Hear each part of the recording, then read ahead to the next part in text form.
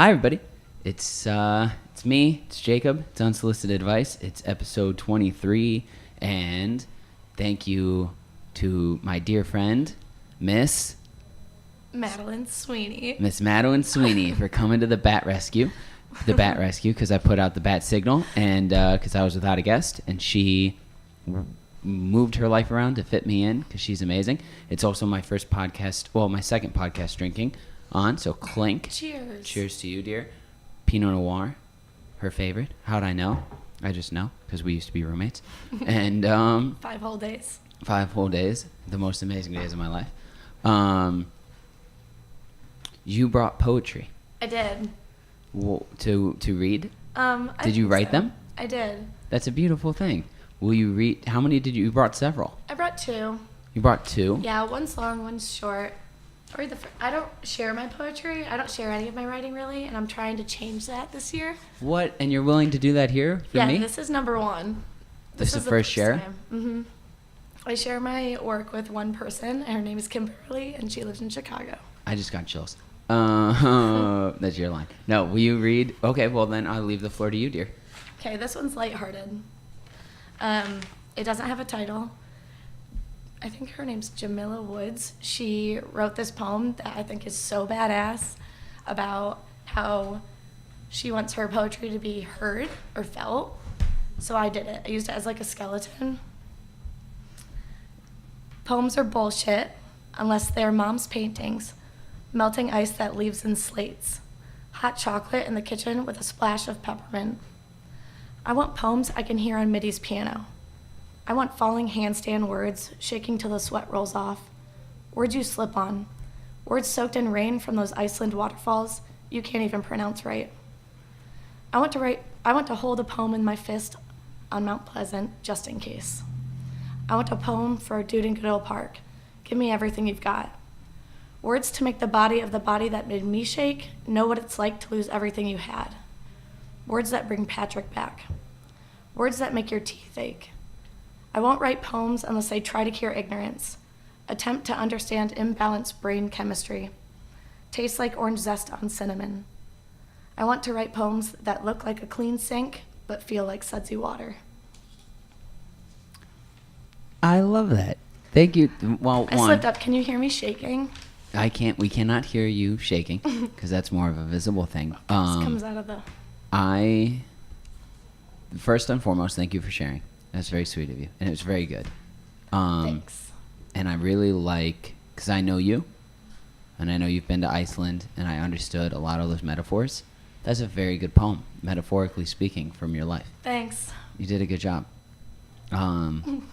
As lighthearted? Kind of, yeah. Compared to the other one? Yeah. Right, the other one's dark. Well, it's not dark. These are just things that, like, they're feelers. Like, I want poems that I can hear on Middy's piano. Middy was my childhood piano teacher. And I did piano for 8 or 9 years, and then we had a choice in 8th grade to quit or not. And I quit, and I started running, did sports. And my mom was so sad. I bet she was. That's a sad... I'd rather you play piano. I know, but I can read music, so at least I know that. I'm just really slow at it now, and I wish I would have stuck with it. So... It's never too late. I know. I have a keyboard in my friend's trunk that I need to acquire.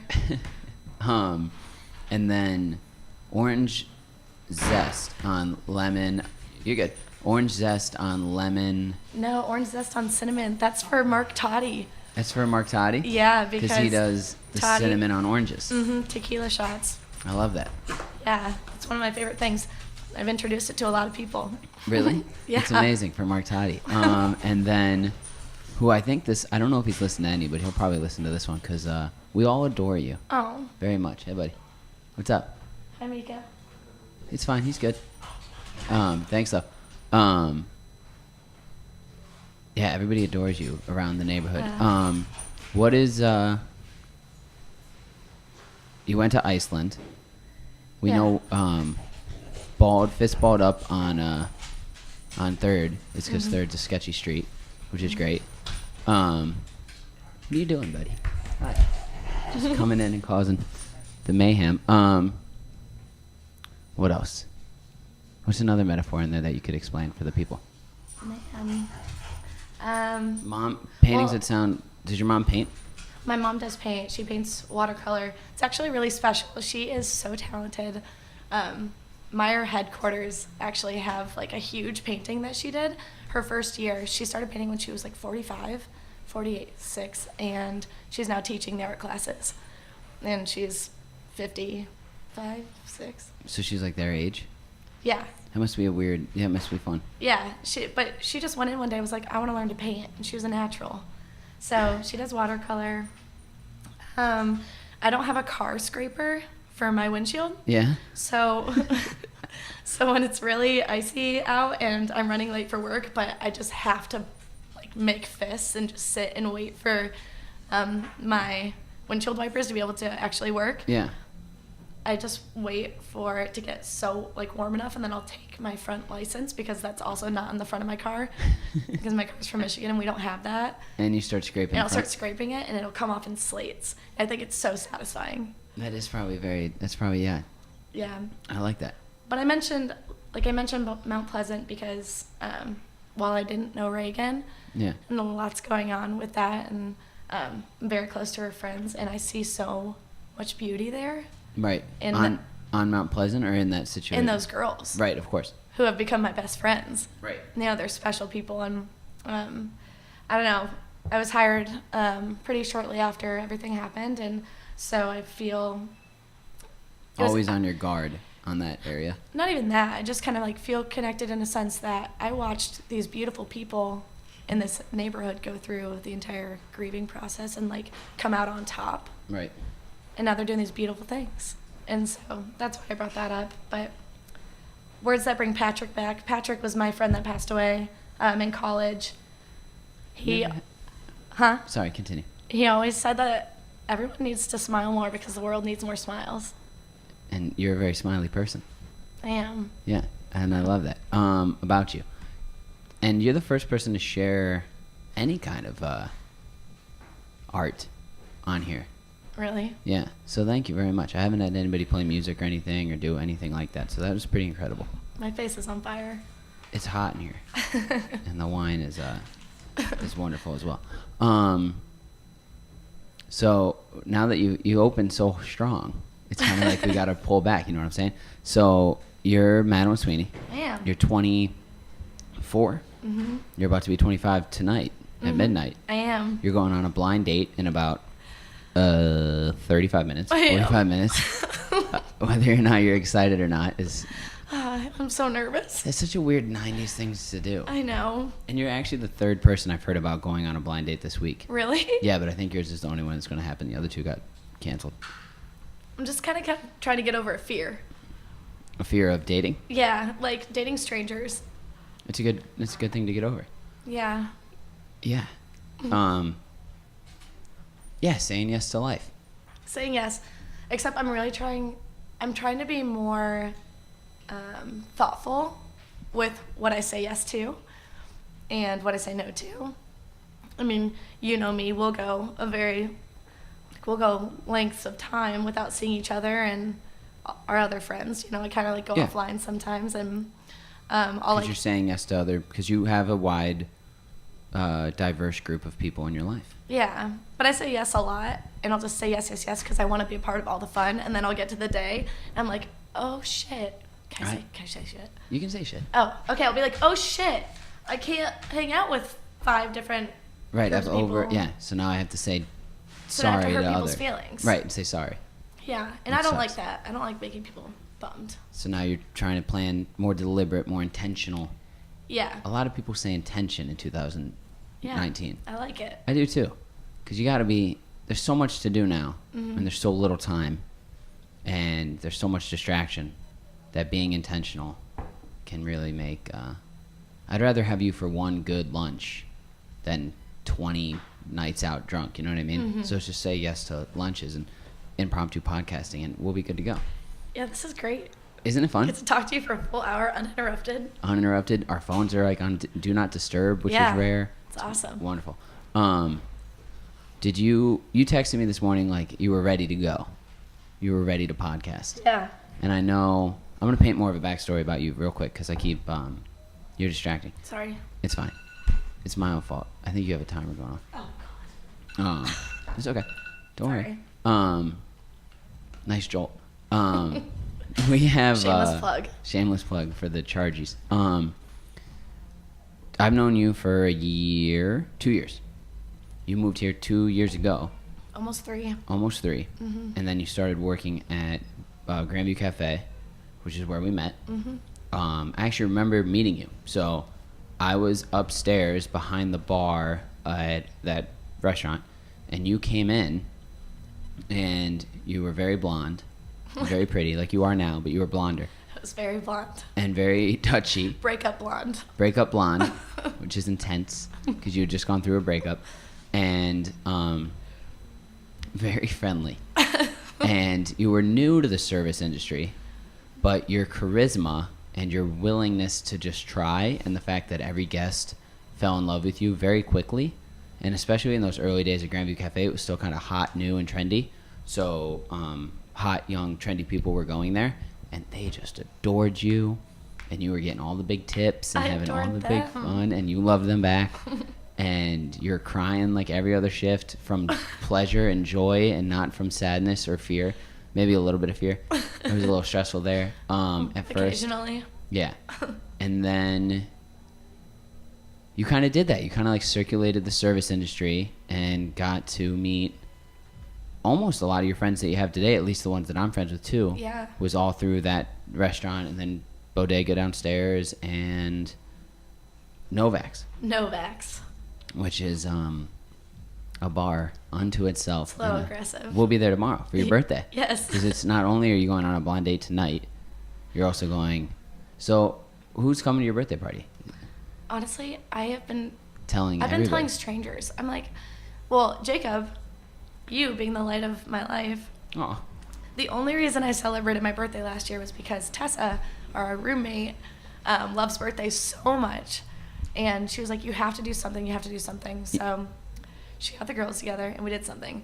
And then Jacob said at one point when we were out and about last week, he's like, you need to just plan something. If you want all your people together in one spot, then you have to do it, or else it's not going to happen. Right. Because what I told you is that since you have such a diverse group of friends, and if I were to throw a birthday party for you, which I would love to do, I would only invite us, me, that side of it, my side of it. Sure.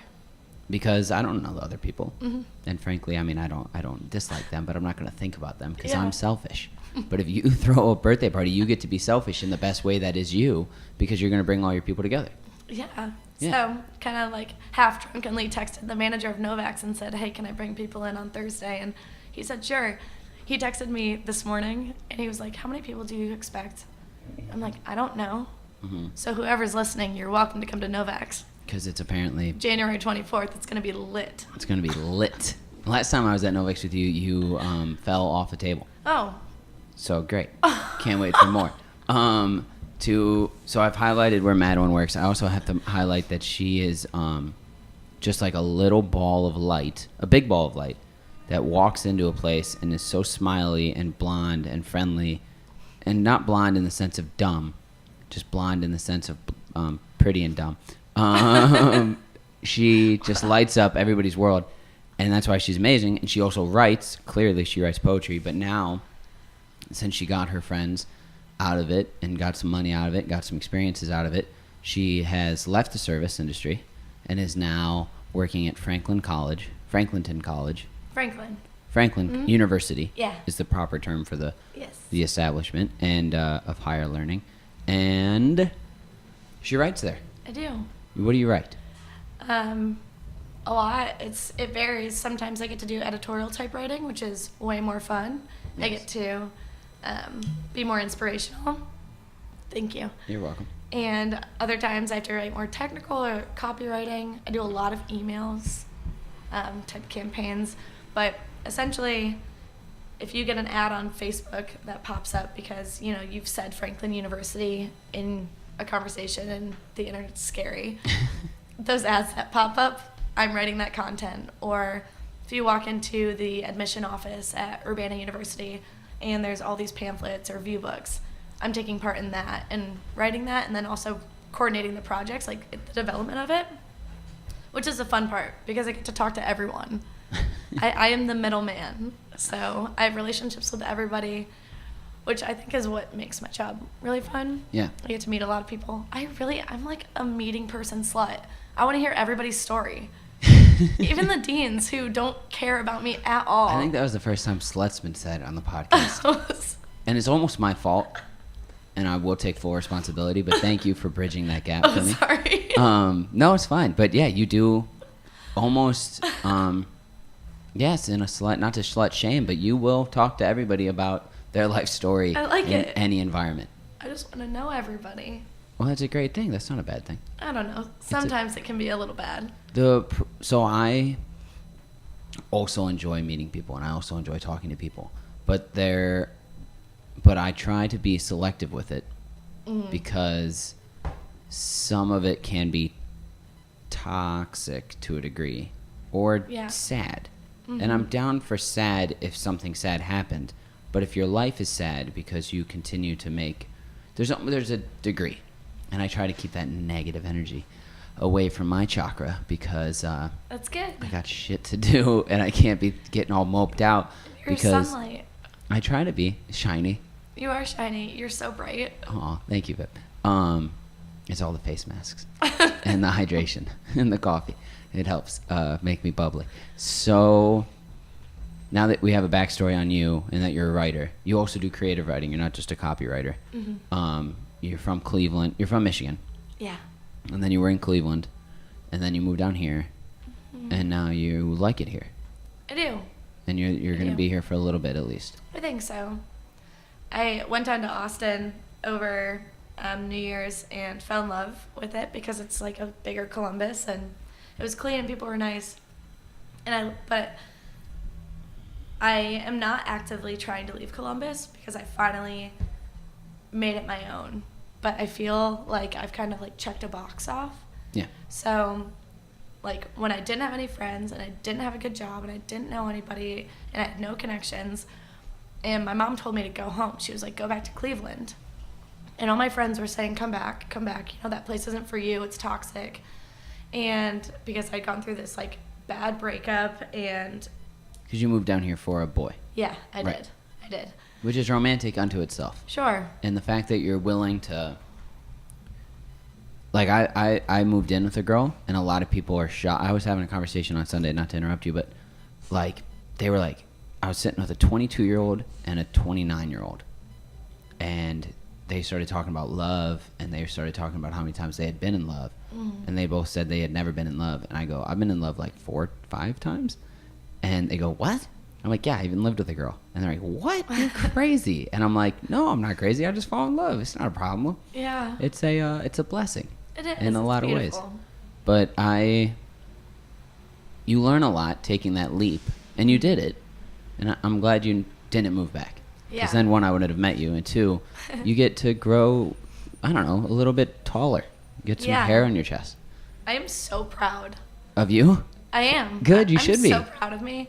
Because you checked that box. You came down, you had no one, and you got friends, and then family, and then support, and then connections, and a cool job.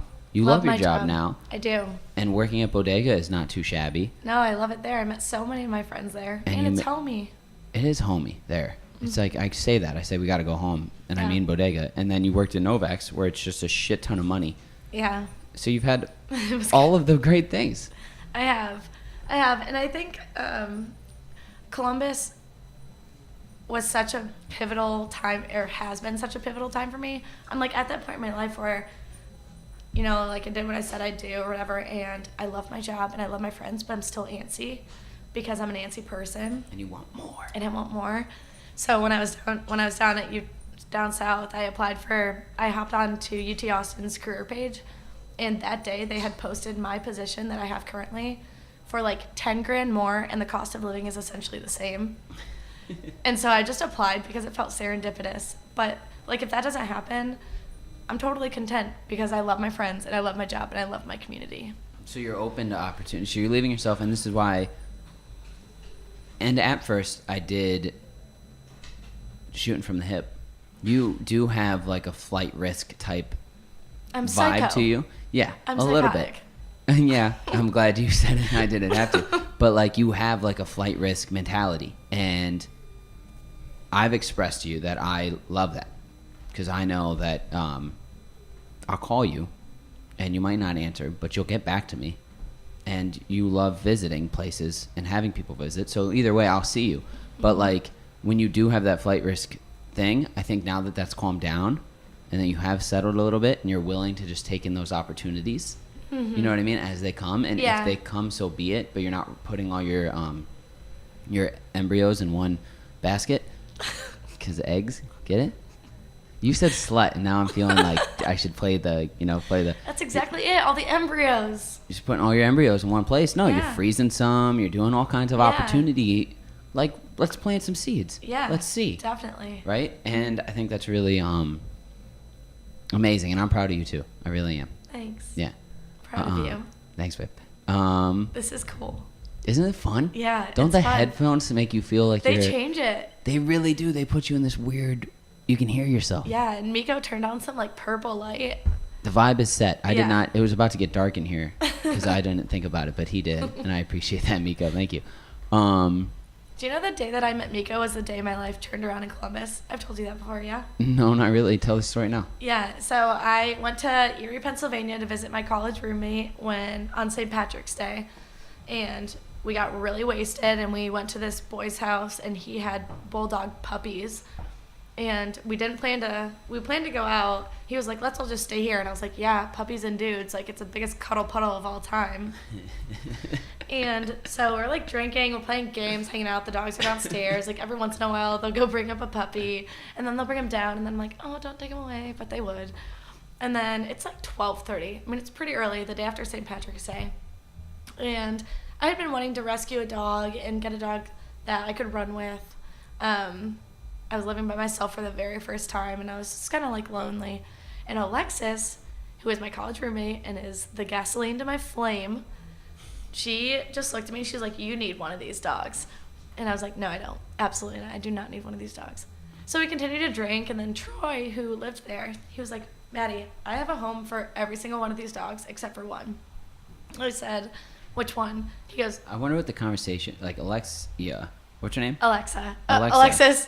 Alexis, like spelled like the car. Okay. So Alexis went into the kitchen or other room with this dude and was like, you need to get Madeline to buy one of these fucking dogs. Yeah, essentially. Was it free? She was like, convince her. Yeah. No. No, in fact, I it was not. essentially had a mortgage for this dog. And you've continued. Okay, so you bought AP.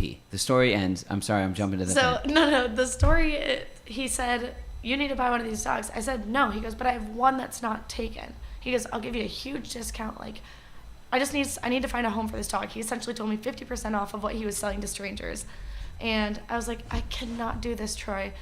And then he goes, really? Because she's right at the bottom of your feet. I look down, and my freaking dog is sitting there looking up at me like, And so I Venmo'd him $500 right there. And then I continued to pay him for a year monthly. What? Really? Yeah, it was bad. Sorry for all the people out there who are really against buying dogs, but I did. Who's out there against buying dogs? I don't know. That's like a thing. Like, I would have rather rescued one, but also I was obsessed with her.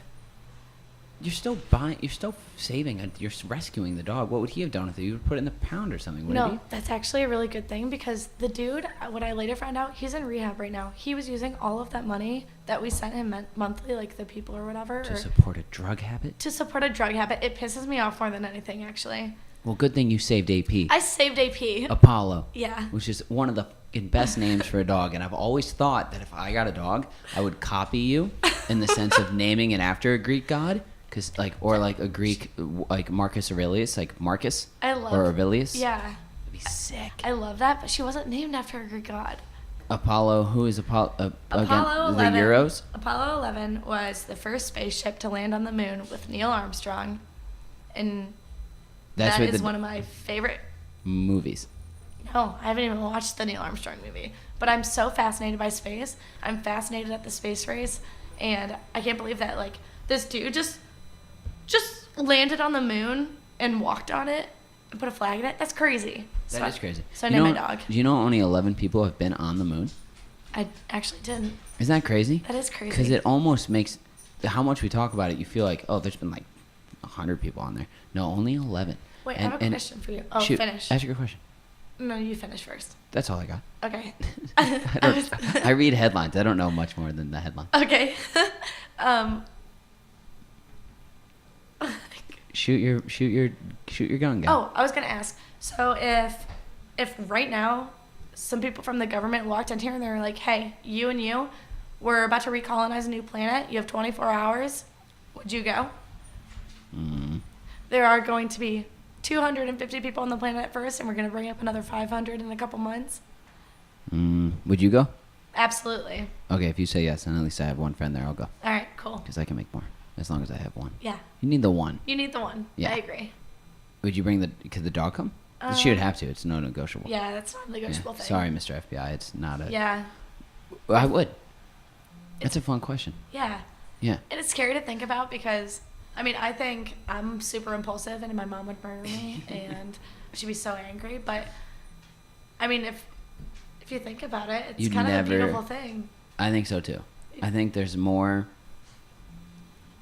Yes, I think it's a beautiful thing to just leave. I always have this... and I talked about this with Bitch Kitty. It's like... And I was actually thinking about it today because I do this... Bitch Kitty? The two girls who host a podcast named Bitch Kitty. Oh, nice. Yeah, the Bitch Kitty like that podcast. name. I do too. And I like it more and more now that I've met them and now that I've listened to more of their episodes. I do this thing called fear setting, where you think about like absolutely the worst things that could happen to you, ever. Really? And you just deal with them.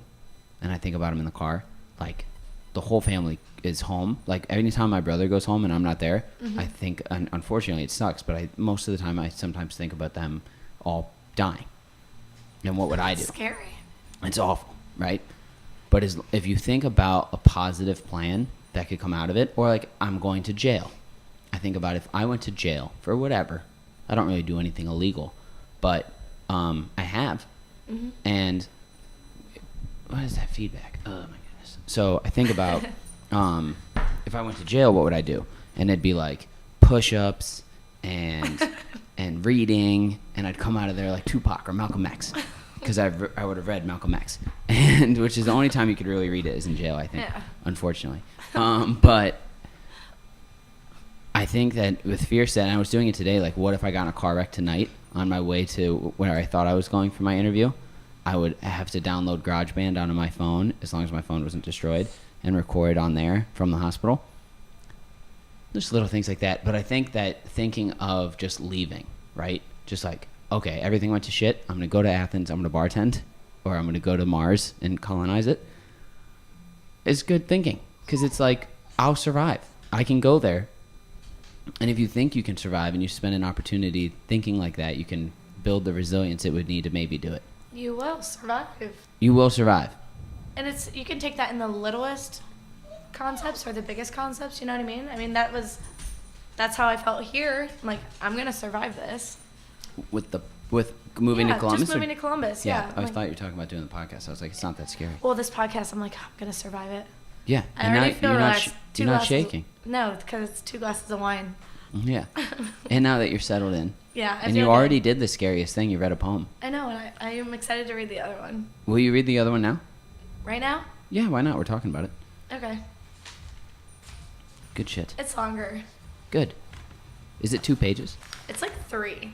So my goal is... I got time. I've written this poem, like, what time is it? We have time. It's 5:49. Okay. I've written this poem probably 6 times. And I still don't know, it's not where I want it to be. I think it needs to be 1 page, and it's 2.5. So the best thing, my favorite college class was my first creative writing class, my sophomore year, and that teacher, his name is Dr. Metras. He also taught Israeli and Palestinian literature, which is why I got super involved. So badass. Dude, I got so fascinated by social justice because of this guy. And I went on and I volunteered in like Honduras and Ecuador, and like literally the people that I met there changed my life, and honestly changed my entire being, like who I am, how I think, how present I try to be. I think that's why I'm so impulsive, because I just want to like be wherever I want to be, like, and be there. Right. Be And maybe why comfortable it's with it. easy to get bored in a moment. Yeah, exactly. Because I'm like, I could be doing something. Which, I could be doing something. Like, Yeah. you're sitting at the same bar for the 15th time that fucking month. Because it's the 15th day. You've been there every day. And you're just like, I could be doing something. Yeah. It's a good feeling to have. It makes you move. It is. Keeps you not But then stagnant. there are other times where you're sitting at that same bar and you look around and you're like, wow, I'm with the best people right now. I'm so happy. I'm doing something. Right. And I'm going to go off track for a hot sec, because this is something that I love to share with people, because I think it's the biggest compliment my dad has ever given me and will ever give me. My dad says that, like, of all my siblings, there's 4 of us. Of all my siblings, I've always brought home the most wholesome people, like the most wholesome friends. I've always had the, like, best friend groups in college, growing up, here.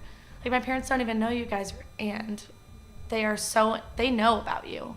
And they know the types of people you are, and they know that I'm surrounding myself with creative and innovative and powerful people. And they also know that I'm surrounding myself with fun people who would go to the ends of the earth to, like, stand up for me. Mm-hmm. And I think that's such a beautiful thing, because then when I'm sitting at that bar for the 15th day in a row and I look around and I'm looking at all of you, it's like, wow, Dad's right. I'm surrounding myself by the best people. And I think that's super beautiful. I think it's very beautiful too. Yeah. Yeah. It really inspires me. You're good with the words. You really are. Not really writing or talking, but writing sometimes. All right, I'll get ready. Yeah, sure. Go for it. Is it- All right. So this one is my friend Kimberly, who I was talking about earlier, who is the only person I share anything with, really, writing-wise. I was so stumped, and I should go out of my way more to write the types of things I want to write. I'm not really a poet. I like prose. I like short stories. But she was like, just start with a title. Sometimes you just need to, like, write a title out and just see where it goes or whatever, which is very foreign to me because I always title things after I've written it. Mm-hmm. So I was just... That's interesting. Yeah. And I've never written about the person I came here for, because obviously there's a lot of mutual friends, like, he's in the same industry, and he is a very different, motivated person who just, like, wasn't meant for me. Did you ever write privately about him? Sure. Like, I think all through college and post, like, even when we were living together, he was the majority of my content, but I think it was, like, a lusty type thing. Ooh. Yeah, but, like, after we broke up, I never wrote about him because I didn't care to. I never felt inspired by Which that. maybe, because I've definitely found inspiration from breakups, like a lot. And so maybe that's a very telling sign, is that Yeah. you didn't care to write. That's probably pretty impactful, yeah. It was. But so I did it for the first time. Ooh. Yeah. And, but she texted me one day, Kimberly, and she was like, what about... We're going to kill a bottle of wine. That's okay. Don't drink too much on your date. I'm going to show up, and he's not going to even know what to say to me, because I'm going to be like, no. Good. Yeah. If he okay. can't handle it, get him out of the kitchen. He's 38 years old. Ooh, that was a big drop there, Madeline. I think I'm know. going to cut you off from the wine. You're sharing that much information. 38? Yeah, I'm like... That's 14 years older than you. I know. 13 as of midnight. I know, I'm You're s- also going on a date on, like, your birthday eve. If it doesn't go well, will you call me and we can continue to get I a plan to little be there, inebriated? honestly, like, I plan to be there an hour and a half. That is max. a shitty mentality Max. to walk into a date. No, it's because it's a stepping stone. Like, it's just to like do it, because I've never done it. Sorry, She told me. Patrick or whatever your fucking name is. Michael. Michael. I was so close. Sorry, Mike. Patrick's my dad's name and Mike is my brother's name, so. I'm going to read this. Please do. All right, so Kimberly texted me and she was like, all right, start with a title. Start with all the things I did when I moved here for you. And I just started writing. Is she your writing teacher? She is. She and I, no, not my teacher. Mentor? No, like kind of just a peer. We just share a lot with each other. Okay. She worked at Cleveland Magazine with me when my senior year of college. Oh, okay. And we knew each other. We met in January the year I graduated, and I moved to Columbus in May. So our relationship has been purely long distance. and she is one of the most pivotal people in my life, like one of my best friends. Very cool human. So it's called All the Things I Did When I Moved Here for You. I had an empty home once, but I can't remember when I left it. I left my empty home on the corner of Runaway Bay Drive on the second floor, 2A, where we once thought to order dangling lights, the bulb kind. But the only thing that hung on our second-story porch was a half-holy net to block mosquitoes. You didn't even hang it right. I think I left my empty home with the wood-burning fireplace when my clothes stopped fitting in the closet because your shoe collection got too big. It's okay. I made room outside in Spider Home storage next to your golf clubs and $50 Craigslist bike. My mom used to visit, but she never knew my address because you told me not to tell my parents we were living together. They're irrational, you said. Traditional. I want you to know that when I left my empty home, I didn't sleep through the night for 105 days. I counted. My skin crawled, and while I bruised and bled from scratching for 8 months straight, itching doctors to believe I had lymphoma or blood disease or allergies, then eczema, it was you that caused the itching. I don't remember when I left my empty home, but when I did, I found a home in a sport I never played. They even asked me to come back. I found a home with cracked windows and wind whistling through the construction site on First Avenue. I found a full home when I danced on the bar at Standard Hall with strangers. Strangers who now house me, protect me, and support me. I had an empty home once where my bed laid untouched because your bed was bigger. I keep my own feet warm now. I don't remember when I left that cold, not enough room for the two of us empty home. But when I did, I wrote poems in Iceland and Ireland. I danced with Australians. I kissed a boy, and not just because. I was accepted into graduate school. I ran a half marathon and held a 2-day-old, then never thought about your baby. I left our empty home, 2 houses and 2 apartments ago, and my fireplace is lit with candles. Damn. That was what's up? I like that a lot. You like that too? You're Yeah, but doing it's a not big there what's yet. up thing. I know, it's not there yet, but that's probably like the best. I've been trying to read it out loud for a long time, and I feel good about it. I'm having a hard time now remembering it. It was on the second page. I keep my own toes warm. Yeah, now. that was very good. That's my favorite line. Is it really? Mm-hmm. It's a very good line. Thanks. That one I don't feel needs as much dissection as the other one does because it's less metaphorical. It's more Contemporary. Almost it's more like you're a just saying country it. song. Yeah, it's like not in a rude way, but like Yeah. there is no ambiguity to country. It's I got drunk, I drove to your house in my truck, and I looked through your window because I'm weird and drink Bud Light. Yeah. And not to say your poem was like that, but it was just very like Straightforward. we moved, I moved, I kissed a boy, I held a baby, not your baby that I thought maybe I would once hold, which is heavy. Yeah. It's very good, Madeline. Thanks. I don't think you've ever really shared your writing with me, but No. you write for me all the time. Emails. Disclaimer. Yeah, you write emails for me anytime. Madeline has next to Madeline's name in my phone, I have Madeline. I have a scroll emoji and then a female wizard emoji, because I will send her things that are full of grammar errors and just incoherent thoughts and run-on sentences, and she'll just wave her wand over them in 5 minutes. She'll send me back professional, poignant, literate, just wonderful writing. And I cannot thank you enough for doing that, because you've gotten me out of and gotten me into big situations because of it. You're a good writer, though. You are. You're passionate in your writing. I do try to share, and then you just help me clear it up, Yeah. which is a great team. Yeah. Thank you so much. Good And deal. thank you again for sharing, because that's pretty cool. I'm really happy and proud of you again for doing that, because I knew that was probably Thanks. not easy. I'd be scared to share a poem. Yeah, I know. It's weird. It's funny. I really don't. I think because I haven't taken time to write what I actually want to write, like short stories, and prose are my favorite thing. because I like You've said that twice. I don't. What's prose? Prose are short stories. So Why do they call them prose? I don't know. It's just like a type of like compilation. Mm-hmm. But that was my best thing in college. That's what I specialized in. And With short stories. But now I don't take the time to do it. So when I do feel inspired to write, and even if I have 5 minutes, I'll just Bust out a poem. write a poem, because that's all. I mean, I guess that's what I've adapted to knowing. But I really want to try to write more prose, so I'll share with you off a podcast. Yeah, or maybe on a podcast again. You're doing great at this. Thanks. This is really fun. You like sharing, and it's showing. I feel inspired. And you're always pretty authentic, so it's like I'm talking to you anywhere else, which is really great, because sometimes people get behind the mic and they kind of put on, which is fine, because I would too. I can put on if you want. No, I think you're doing great. Please don't. And I think the wine's helping, which is beautiful as well. It's 6 o'clock. 38 years old. Who signed you up for this? Dude.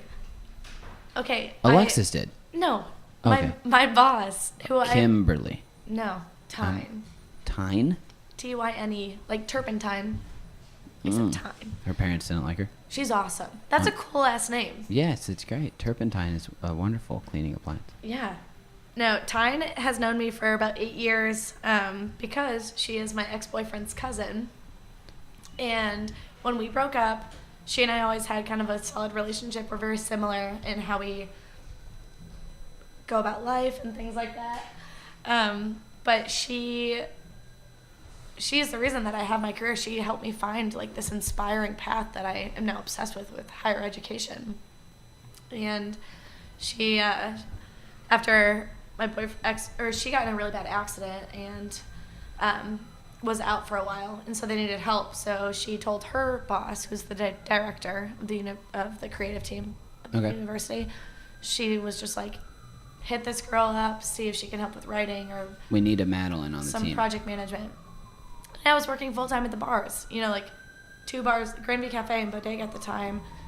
And then when I got hired on as a contractor, I was going into the office 9 to 5, and I took on Novaks because I didn't think that I'd have a job at the end of my contract. But then Tyne came back, and from her injury. That's the first time that's happened. I hope everyone's okay. The first time, I have to interrupt you. That's okay. I remember the first time I ever heard somebody say that, and there's only been 3 people I know in my life. Say what? That everybody's okay. Oh. When an ambulance goes by. And I remember distinctively the first time I've ever heard somebody do that. It was outside, it was winter, it was in Cleveland, and it was a fellow acting major coming out of class. We were all coming out together. He was talking to the girl who he ended up dating, and I remember thinking already that he's a great guy because he was really genuine and nice, very similar to you. You guys would have been a great couple.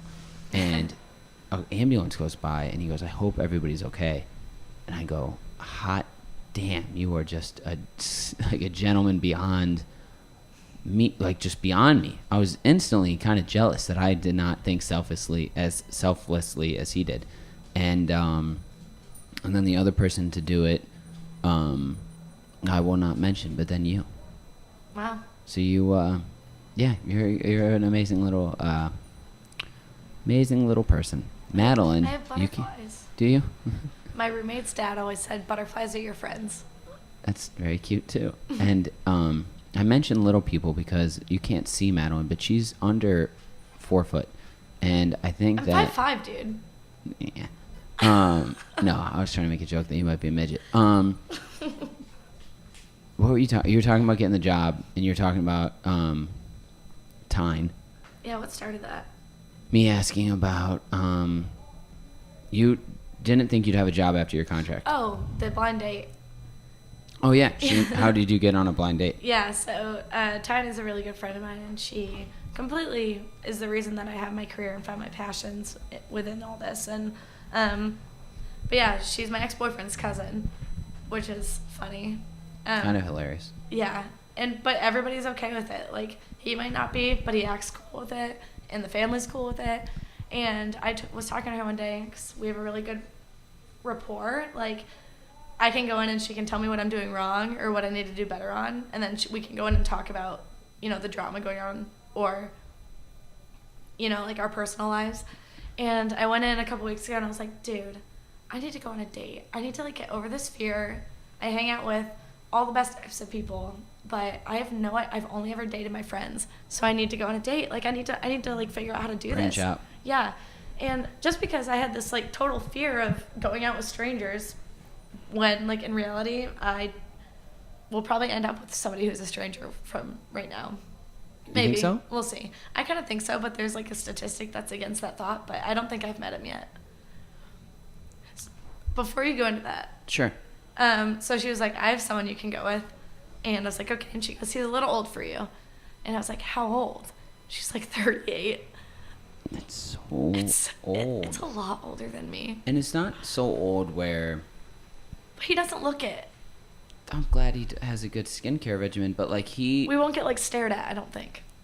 Because he's so... Oh, because he doesn't look it, is what You you're know what saying. I mean? He doesn't have gray hair. It won't look weird.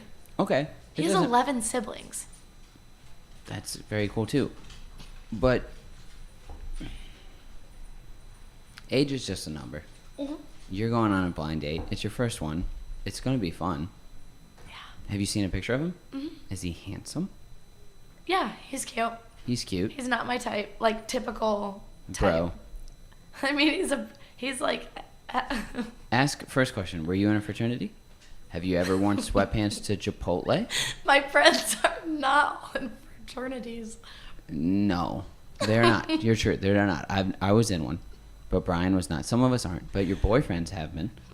No, they haven't. They were Really? football players. Okay, ask him if he's ever worn... Athletes. Athletes. That's the better term for it. Sorry. Yeah. Not fraternity Less brothers. frat, more like just athletes. As you like, gotta squeeze your hands. That's good. Well, I'm gonna wrap it so you're not late because I don't want to be rude to Michael.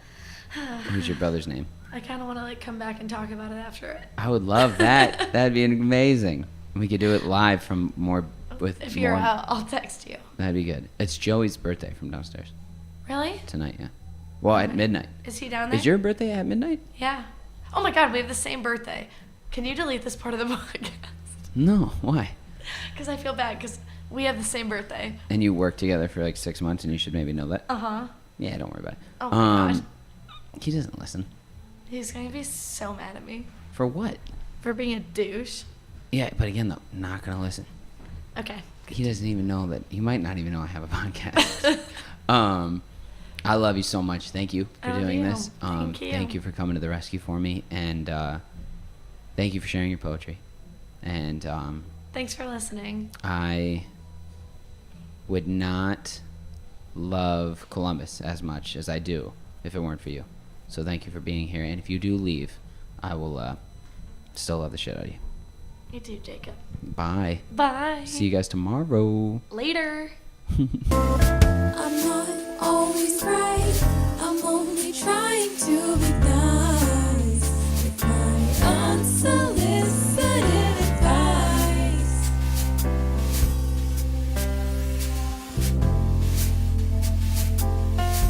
Unsolicited advice.